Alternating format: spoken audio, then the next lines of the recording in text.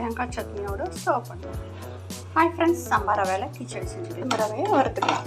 2 table spoon oil விட்டு 2 spoon வந்து key சேர்த்துக்கலாம். கடுகு, கடலைப்பருப்பு, உளுத்தம்பருப்பு. நீங்கள் வேணால் பட்டை, கிராம்பு சேர்த்துக்கலாம். அது வந்து கொஞ்சம் பிரியாணி மாதிரி வரும்.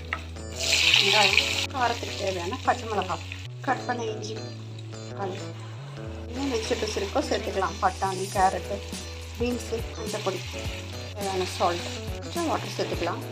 கருவேப்பிலை, ரவையை சேர்த்துக்கலாம். தேவையான சால்ட்டு. இப்போ ரவைக்கு ஒரு 3.5 கப்பு வந்து வாட்டர் ஆட் பண்ணலாம். அப்போ தான் வந்து நல்லா வேகும். இது வந்து ஹாட் வாட்டர். சூப்பராக அருமை ரெடி ஆகிடுச்சு. லெமன் வேணால் பிடிச்சிக்கலாம். சூப்பராக அருமை ரெடி ஆகிடுச்சு. பிடிச்சி லைக் பண்ணுங்கள், சப்ஸ்கிரைப் பண்ணுங்கள் ஃப்ரெண்ட்ஸ். Thank you friends. பிடிச்சி லைக் பண்ணுங்கள், சப்ஸ்கிரைப் பண்ணுங்கள் ஃப்ரெண்ட்ஸ். தேங்க்யூ.